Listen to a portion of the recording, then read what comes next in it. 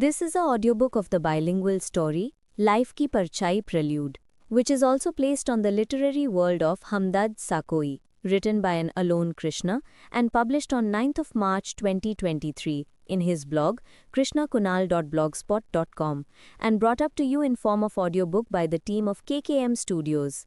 The theme of this story is based on explaining the concept of whatever we choose in our life, we will always go with the circumstances.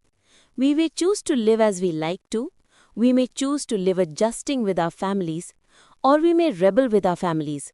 We will struggle in our life. So, it is in our hand to decide that which type of life we choose to live, in which we will take our own decisions by self, or in which someone other will take the decisions of our life. Life की परछाई. Prelude. Lose her before you lose everything for her. मुक्त करो उसे इससे पहले कि तुम हर एक चीज को उलझा दो. संडे का दिन था. अभिलाषा सुबह के सारे काम निपटाकर ड्राइंग रूम के सोफे में बैठी. उसके आगे टेबल पर बहुत सारे फोटो एल्बम्स रखे हुए थे. 1, 2, 3, 4, पता नहीं कितने सारे. सारे जैसे तैसे पड़े हुए थे. अभिलाषा अपना हाथ आगे बढ़ाई और उन्हें उनके खींचे वक्त के हिसाब से सीरीज करने लगी. उसे आभास हुआ कि कोई उसके सामने खड़ा है. गुड्डू, क्या बात है? वो रॉनी को देखकर बोलती है. रॉनी उसे अपने साथ कहीं ले जाना चाह रहा होता है. पहले तो अभिलाषा मना करती है, पर फिर वो अपने बेटे के क्यूट से तरीके से मनाने पर वो मान जाती है. वो दोनों फिर से उसी मॉल के रेस्टोरेंट में बैठे हुए हैं, जो कि मॉल के 2nd फ्लोर पर है, जिसके बगल से पूरा मॉल ऊपर से नीचे तक खुला खुला दिखता है, जहां ऊपर से छन रही तेज रोशनी बहुत ज़्यादा तेज होती है. रॉनी अपनी माँ के साथ बैठे हुए थोड़ा नर्वस लग रहा है. उसके माथे से हल्का पसीना आ रहा है. उसकी आंखें बार बार इधर उधर देख रही हैं. उनके सामने एक वेटर आया. सर, मैम, आपका ऑर्डर? रॉनी कुछ बोलने के लिए अपना मुंह खोला ही था कि अभिलाषा बोली, अभी नहीं, we are waiting for someone special. और रॉनी को देखकर वो मुस्कुराई. फिर इससे पहले रॉनी कुछ बोलता वही बोली, तो मुझे तुम उसके बारे में कुछ बताओगी या मुझे उससे मिलने के बाद खुद से उसके बारे में पूछना होगा? जिसके बाद रॉनी अपनी माँ को सब बताने लगता है कि वो कैसे और कब स्मृति से मिला. फिर वो उसे पसंद आने लगी और फिर उसे उससे प्यार हो गया. जिसे सुनने के बाद अभिलाषा रॉनी से पूछी, जितनी भी बातें तुमने बताईं वो सब सच है या तुम्हारी वन साइडेड ऑब्जर्वेशन, या फिर दूसरे शब्द में कहूँ तो तुम्हारी फैंटेसी? ये सच में सच है या सिर्फ तुम्हें ऐसा लगता है कि ये सब सच है?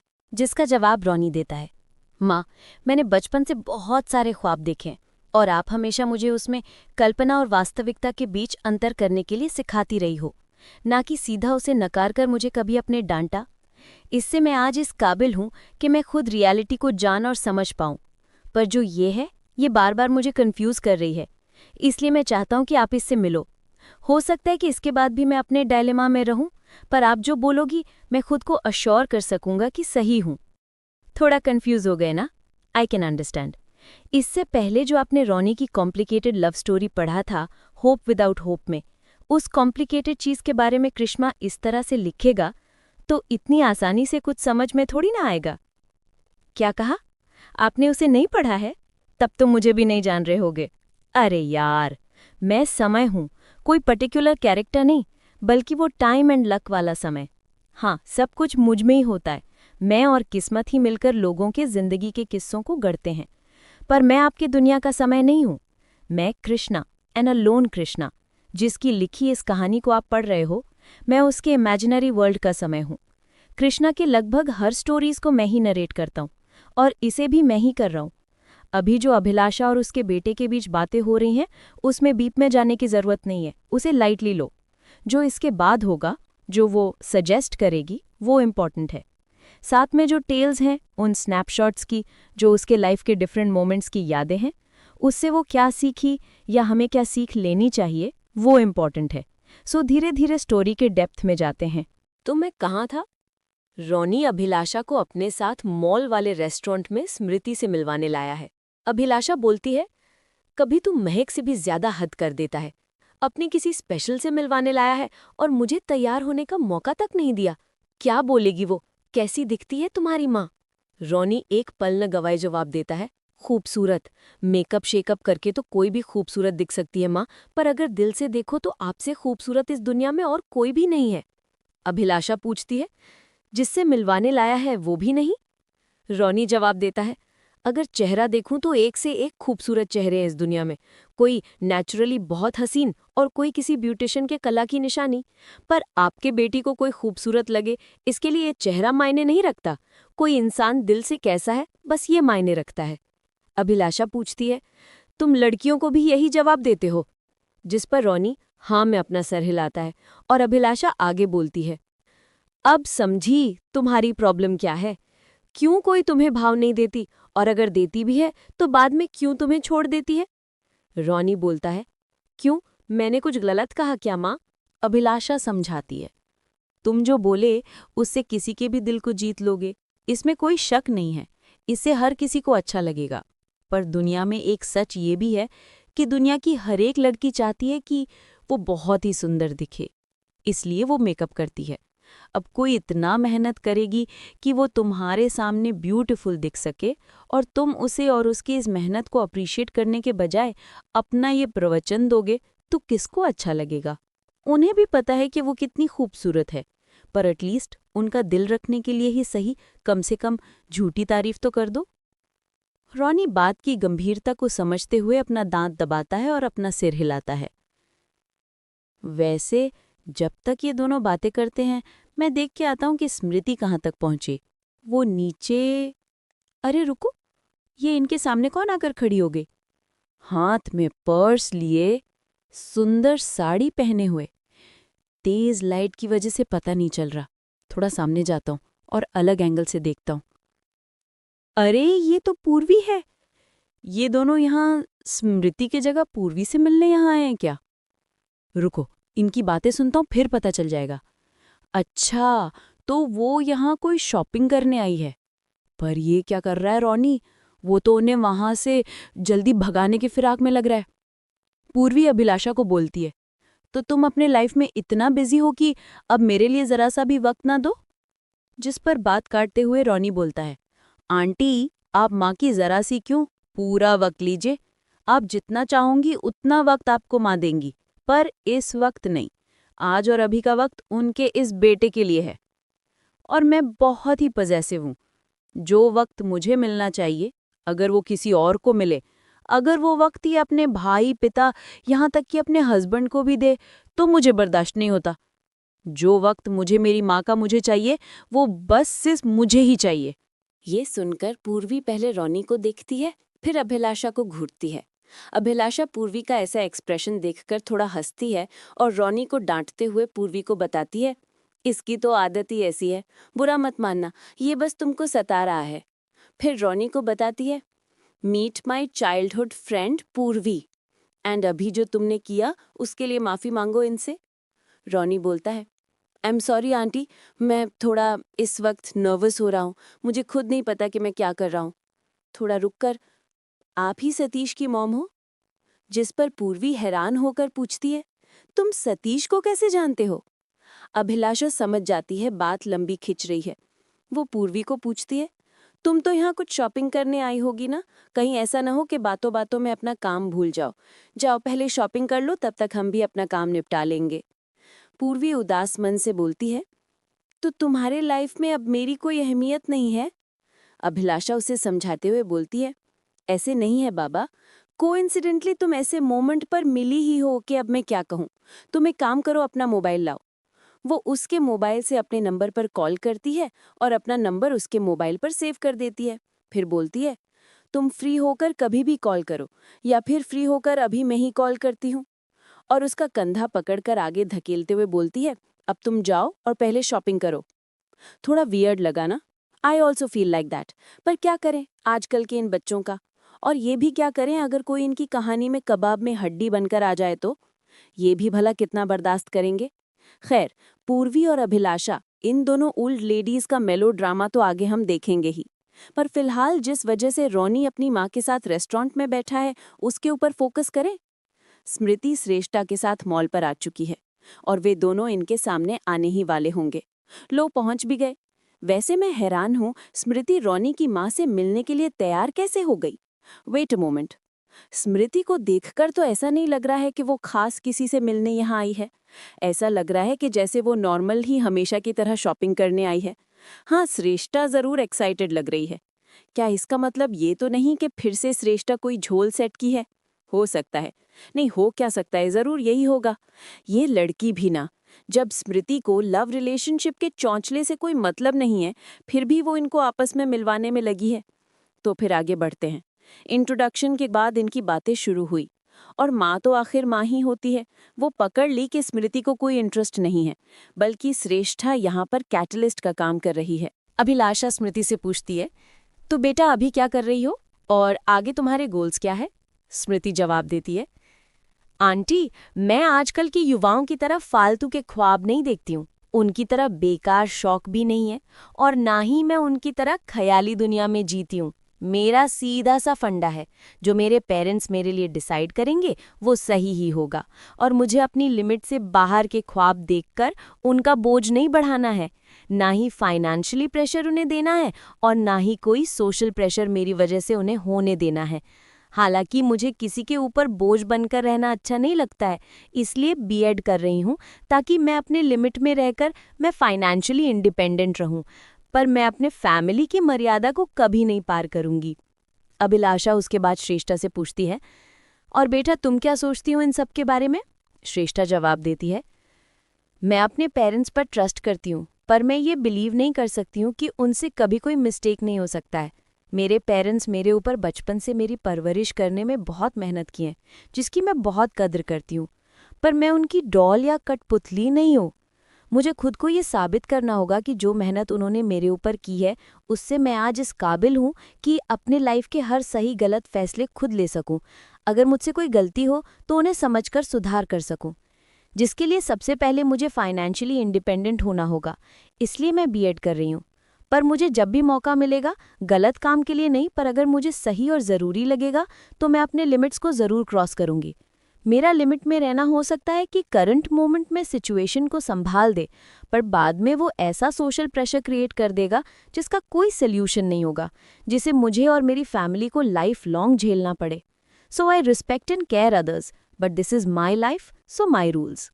अभिलाषा इसके बाद दोनों से पूछती है, अच्छा तुम दोनों में से मेरे बेटे को कौन पसंद करती हो?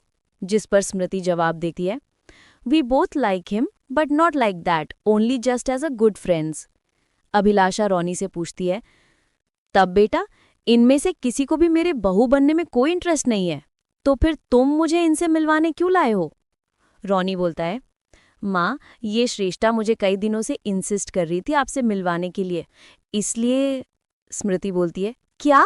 तो तुम पहले से जानती थी कि ये आंटी को साथ लेकर आने वाला है? अगर मुझे बता देती तो मैं थोड़ा ढंग के कपड़े पहनकर आती ना। अभिलाषा पूछती है, तुमने ये ऐसा क्यों बोली, साथ लेकर आने की बात? तुम लोग अक्सर मिलते रहते हो क्या? जाहिर सी बात है, तुम लोग फ्रेंड्स हो तो अक्सर मिलते ही रहते होंगे।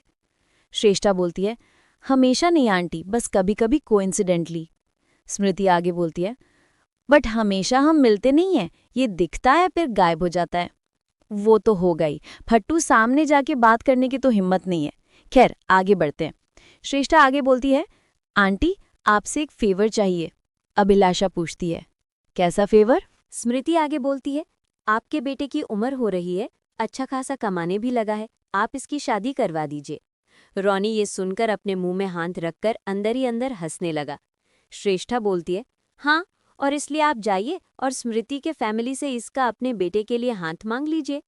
स्मृति शॉक करके बोलती है, नहीं बिल्कुल नहीं, ये जो आजकल हमसे कोइंसिडेंटली अक्सर मिलता रहता है, मैं नहीं चाहती हूँ कि कहीं से कोई बात फैले और हमारे घर तक पहुँचे जिससे हमारे घर वालों को कोई परेशानी हो।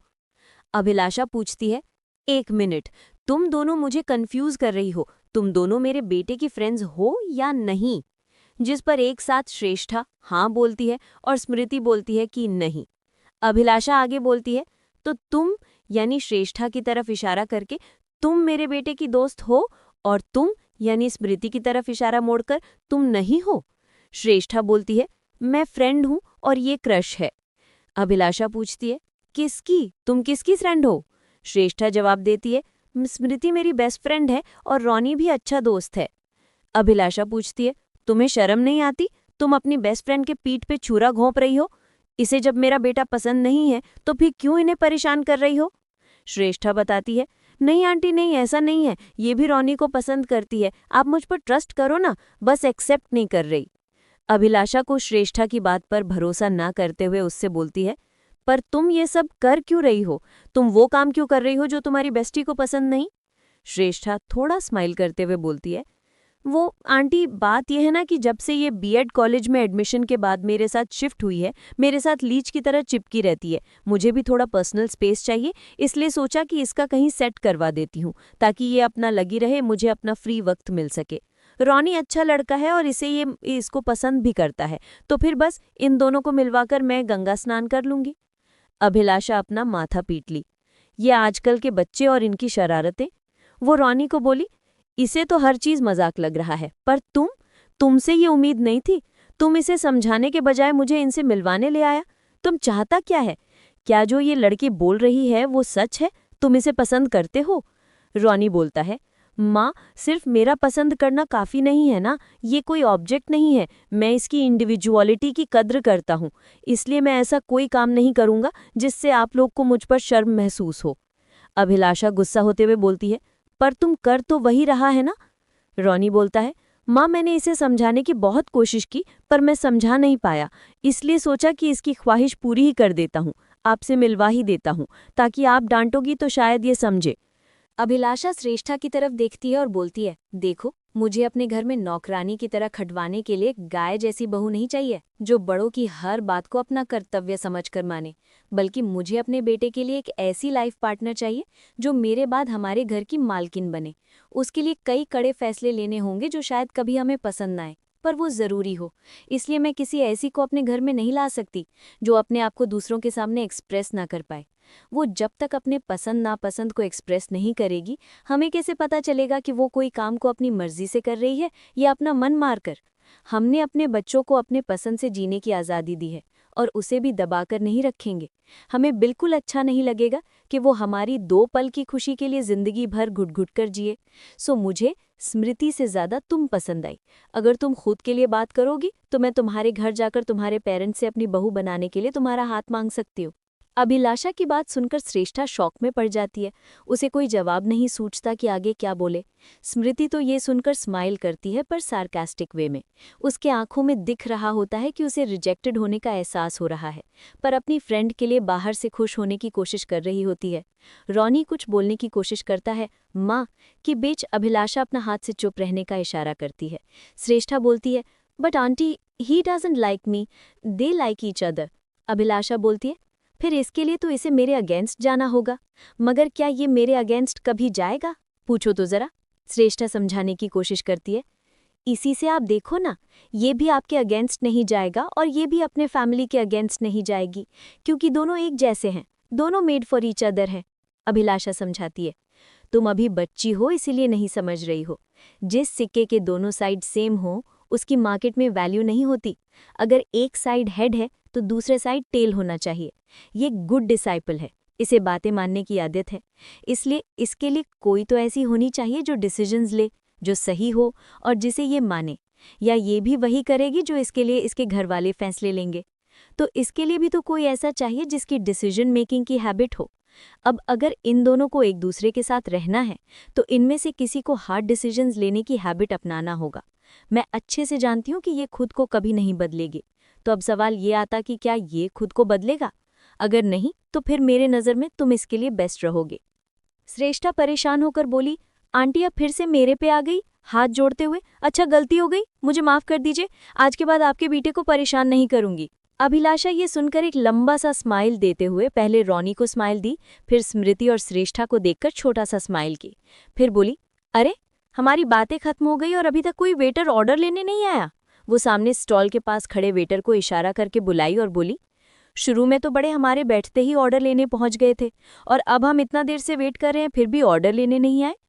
वेटर रोष दिखाते हुए बोला, शुरू में तो आप ही डांट कर भगा दी थी कि जब ऑर्डर देना होगा खुद आप बुला लोगी, इसलिए मैं आपके इशारे का वेट कर रहा था। अभिलाषा उठते हुए बोली, अच्छा वो सब छोड़ो, ये सब क्या क्या ऑर्डर करेंगे देख लो। रॉनी पूछा, आप कहाँ जा रही हो? अभिलाषा बोलती है, मैं जरा मॉल घूम कर आती हूँ। श्रेष्ठा बोली, आंटी हम भी चले? अभिलाषा मना करते हुए बोली, no, it's my personal space. Ronnie को कहा, और हाँ, मेरे और बाकी सबके लिए समोसा और कोई स्वीट पैक करवा लेना, नहीं तो महक को जानते ही हो, पूरा घर सिर पे उठा लेगी। फिर वहां रॉनी श्रेष्ठा और स्मृति को साथ छोड़कर वहां से वो पूर्वी को ढूंढने के लिए चली जाती है। रॉनी उन दोनों के साथ नीचे गया, तब तक उसकी माँ पूर्वी को ऑटो में बिठाकर हाथों से बाय का इशारा कर रही थी, अपने प्यारे से स्माइल के साथ। वो रॉनी के पास आकर बोली, मैं पूर्वी को हमारे घर आने के लिए इनवाइट की, पर वो मुझे ताना मारकर चली गई कि वो मेरी तरह शहर में नहीं बल्कि गांव में रहती है और उसे घर जाकर बहुत सारे काम देखने हैं। श्रेष्ठा बोली, अच्छा आंटी हम भी चलते हैं। अभिलाषा उन दोनों को देखी। श्रेष्ठा निराश लग रही थी, पर स्मृति उदास होकर भी झूठा स्माइल देने की कोशिश कर रही थी। वो बोली, हमारे साथ चलो बेटा, इन्हें रास्ते में ड्रॉप करते चलना। लाओ सामान मुझे दो, जाओ कार निकालो। श्रेष्ठा और सामान पकड़ने में मदद करती है। फिर कुछ देर बाद रॉनी पार्किंग यार्ड से कार निकाल कर लाता है, जिसमें वो तीनों बैठते हैं और फिर कार आगे बढ़ती है। आगे ड्राइविंग सीट के बगल की सीट पे बैठी रॉनी की माँ पीछे की सीट में बैठी श्रेष्ठा और स्मृति से पूछती है, मेरी बात सुनकर दोनों खुश नहीं हो क्या? मेरा बेटा अब तुम्हें कभी परेशान नहीं करेगा, क्योंकि इसे अब मेरी पसंद के बारे में पता है और ये मेरे अगेंस्ट नहीं जाएगा। स्मृति जवाब देती है, क्यों नहीं आंटी, मेरे चेहरे में देखिए, मैं तो खुश हूँ, बहुत खुश। वो होठों में जबरदस्ती का स्माइल डालने की कोशिश कर रही होती है, पर आंखों में आंसू ऐसे डबडबाए होते हैं कि मानो अब छलक ही जाएंगे। अभिलाषा ये देखती है और फिर श्रेष्ठा से पूछती है, मगर तुम खुश नहीं लग रही हो? श्रेष्ठा जवाब देती है, कैसे बताऊं आंटी, अभी क्या फील कर रही हूं। रॉनी को एक दोस्त से ज्यादा वैसे नज़र से कभी मैं देखी नहीं, पर आप जो वो बोली तो मुझे बहुत अजीब लग रहा है, गिल्टी फील हो रहा है। हमेशा मैं अपने लाइफ एंड करियर में एम्बिशियस रही हूं, पर आपकी बात सुनने के बाद मेरा अंतर्मन इस डर में है कि कहीं मैं अपने लाइफ में भटक ना जाऊं। मैं कुछ समझ नहीं पा रही हूं कि मैं ऐसे सिचुएशन में क्या रिएक्ट करूं। अभिलाषा समझाती है, देखो स्मृति, लाइफ पर्सपेक्टिव भले ही जो हो, पर उसका भी अपने लाइफ में अपना एक एम्बिशन है। उसे भी ऐसा ही लगता है जब तुम उसे ऐसे सिचुएशन में फंसाती हो। स्मृति को देखकर, क्यों, मैं सही कह रही हूं ना? जिस पर स्मृति अपना सिर हिलाते हुए बोलती है, जी आंटी। अभिलाषा आगे बोलती है, जब कोई दूसरा हमें चोट पहुंचाता है तो हमें उतनी तकलीफ नहीं होती है, पर जब कोई अपना हमें दर्द देता है तो बहुत तकलीफ होती है। वो तुमसे कह नहीं पा रही है, उसे भी तुम बहुत तकलीफ पहुंचा रही हो जब तुम ये सब करती हो। सो इससे पहले कि तुम अपनी दोस्त को खो दो, इस बात को समझो। श्रेष्ठा इसको समझते हुए बोलती है, जी आंटी। रॉनी कार रोकता है और श्रेष्ठा और स्मृति कार से उतरती हैं। श्रेष्ठा कार के डोर को बंद करते हुए बोलती है, मैं आपकी बातों को ध्यान में रखूंगी। जिस पर अभिलाषा बोलती है, जरूर। फिर स्मृति और श्रेष्ठा अपनी प्यारी सी स्माइल के साथ उन्हें सी ऑफ करते हैं। अभिलाषा जवाब देती है, वो इन सब चीज़ को मजाक में ले रही थी। वो तब तक इसके डेप्थ को नहीं समझती जब तक कि वो खुद ये सब फीलिंग्स को एक्सपीरियंस ना करे। रॉनी परेशान होते हुए पूछता है, पर फिर भी माँ, वो लड़की पागल है, वो कुछ भी कर सकती है। अब तक तो आप ये बात समझ ही गई होंगी, आप उसे मेरी लाइफ पार्टनर बनने का ऑफर क्यों दी? इस पर अभिलाषा मुस्कुराते हुए बोली, ज्यादा से ज्यादा वो क्या करेगी? वैसे भी मुझे वो लड़की पसंद आई। रॉनी इंश्योर होने के लिए पूछा, तो आपको वो पसंद आई? अभिलाषा भी इंश्योर करते हुए बोली, हाँ। रॉनी को ये सुनकर मुस्कुराते देखकर वो आगे बोलती है, वो मेरी पसंद है ये जानकर अब उसके पीछे मत पड़ जाना। जिस पर रॉनी बोलता है, पर माँ, वो वैसे पसंद नहीं चाहती है, वो मुझे नहीं चाहती है। अभिलाषा पूछती है, तो क्या सृष्टि तुम्हें चाहती थी? जिस पर रॉनी कुछ नहीं बोलता है और खामोश रहता है। वो आगे बोलती है, मैं माँ हूँ तुम्हारी, मैं वो बात ही समझती हूँ जो तुम्हारे दिल तुम्हारे आंखों के जरिए कहने की कोशिश करता है और जिसे तुम दोनों ज़बां पे नहीं ला पाए। इस पर भी रॉनी कुछ नहीं कहता है और अपना ध्यान ड्राइविंग पे ही होने का दिखावा करने की कोशिश करता है। पर अभिलाषा जानती थी कि वो उसके बातों पर ध्यान दे रहा है। अभिलाषा उससे समझाती है, देखो, तुम किसे कितना पसंद करते हो या चाहते हो, साथ ही वो भी तुम्हें कितना पसंद करती है या चाहती है, रिलेशनशिप में ये मायने नहीं रखता है। अगर वो आज अपने पसंद को जुबां पर नहीं ला सकती है, जिससे कोई आज भले उसके बिना कहे उसे पूरा कर देता हो, वो जिंदगी भर वही करेगी, क्योंकि ये उसका हैबिट है। जब तुम रिलेशनशिप में आओगे तो खुद को एक्सप्रेस करना दोनों के लिए बहुत इम्पॉर्टेंट होगा। इसी से तुम लोग एक दूसरे के पसंद नापसंद को समझ पाओगे और अपनी रिलेशनशिप में आ रहे प्रॉब्लम्स को साथ मिलकर सॉल्व कर पाओगे। पर उसकी ये हैबिट ही नहीं है, ना ही तुम उतने फ्रैंक हो पाए हो। तो इसके कारण तुम्हारे लाइफ में जो प्रॉब्लम्स क्रिएट होंगे वो सॉल्व होने के बजाय और भी बढ़ते ही जाएंगे, जो कि मैं कभी नहीं चाहूँगी। तो इसे मेरा टेस्ट समझ लो। जब तक कोई लड़की ये साबित नहीं कर देती है कि वो खुद को एक्सप्रेस करने के काबिल है, अपने पसंद नापसंद के लिए या खुद के लिए स्टैंड लेने के काबिल है, मैं उसे अपने घर के बहू कभी नहीं बनाऊंगी। रॉनी फिर भी कुछ नहीं बोलता है। वो अपना ध्यान ड्राइविंग पे ही रखता है, जिससे देखकर अभिलाषा आगे बोलती है, जैसे आज उसके पेरेंट्स उसकी ख्वाहिशों को उसके बिना कहे पूरा करने की कोशिश करते हैं, कल तुम्हें भी वही करना होगा। तुम हर बार इसमें खरे नहीं उतर सकते हो, जिससे उसकी एक्सपेक्टेशंस बार बार टूटेंगी और वो बार बार तुमसे डिसअपॉइंट होगी, जिसके बाद तुम बार बार उसके सामने खुद को और उसके प्रति अपनी प्यार को साबित करने की कोशिश करोगे, जिससे एक दिन तुम खुद को खो दोगे, उसके प्यार को खो दोगे, अपने ज़िंदगी से सुकून को खो दोगे, क्योंकि उसे अपने आप को एक्सप्रेस करने की हैबिट नहीं है और तुम्हें उसके बिना कहे ही उसकी विशेस पूरी करनी होगी। सो अपने दिल के बंधन मुक्त करो, जाने दो उसे, इससे पहले कि तुम उसके चक्कर में अपनी ज़िंदगी में हर एक चीज़ को उलझा दो। Lose her before you lose everything for her. Abhilasha drawing table पर देखती है कि कुछ भी नहीं है। वो पूछती है, सारे एल्बम्स कहाँ गए? महक जवाब देती है, वो ऐसे ही बिखरे पड़े थे तो उन्हें मैं उठाकर आपके कमरे की अलमीरा में रखती हूँ। अब मैं थोड़ी थोड़ी परवाह करने लगी हूँ तो आप लापरवाह होती जा रही हो माँ। ऐसे नहीं चलेगा, आपको खुद का ध्यान रखना होगा, साथ ही अपनी चीज़ों का भी। और फिर सब समोसा निकालकर इधर उधर की बातें करते हुए खाते हैं और ये अध्याय यहीं पर खत्म होती है। चलिए मिलते हैं कृष्ण के लिखे बाइलिंगुअल लिटरेरी वर्क लाइफ की परछाई के अगले अध्याय में। उससे पहले आप भी एक छोटा सा ब्रेक ले लीजिए। बाय। रॉनी रेस्टोरेंट के काउंटर में बिल पे करके श्रेष्ठा एंड स्मृति के साथ वहां से निकलने वाला था कि उसे वेटर उसकी माँ के ऑर्डर का पार्सल दिया, जिससे उसे याद आया कि वो अपनी माँ के साथ आया है। वो अपनी माँ को कॉल लगाकर पूछा कि और वो कितना लेट करेंगी, जिसका जवाब में उन्होंने कहा कि बस काउंटर में बिल पे करके अपना सामान लेना है। अगर तुम लोग मीटिंग ओवर हो गई हो तो नीचे आ जाओ। रॉनी ड्राइव करते हुए अपनी माँ से पूछता है, माँ, आप ये बात श्रेष्ठा को सीधे सीधे भी समझा सकती थी, फिर भी आप उसे मेरे लाइफ पार्टनर का ऑफर क्यों दी? अब जाकर रॉनी 2 शब्द बोला, जी माँ। कार रुकी, दोनों उतरे, अपने घर के अंदर गए तो महक इनको देखते ही बोली, लाइए, आज मेरे लिए आप लोग क्या लेने गए थे? मेरा एक्साइटमेंट बढ़ रहा है, स्मेल से मुंह में पानी आ रहा है। कृष्णा की स्टोरी और ऑडियो बुक को यहाँ तक सुनने के लिए आपका आभार। ये हमारी उम्मीद है कि हमारी स्टोरीज आपकी लाइफ को बेहतर बनाने में मदद करेगी। This audio book has been generated by Google AI text to speech generate model. अगर आप लाइफ की परछाई के आगे की स्टोरी को जानना चाहते हैं तो आप अलोन कृष्णा के ब्लॉग krishnakunal.blogspot.com में जाकर लाइफ की परछाई की और बाकी चैप्टर्स भी पढ़ सकते हो। लिंक आपको डिस्क्रिप्शन में मिल जाएगा। His other literary works are also available on Alon Varishna's blog. अगर हमारी ये रचना आपके दिल को भाई हो तो WhatsApp, Facebook, Instagram and other social media platforms में अपने दोस्तों और संबंधियों को टिप्पणियों के साथ शेयर ज़रूर करें। आपका भविष्य उज्जवल हो। धन्यवाद। Regards, team KKM Studios.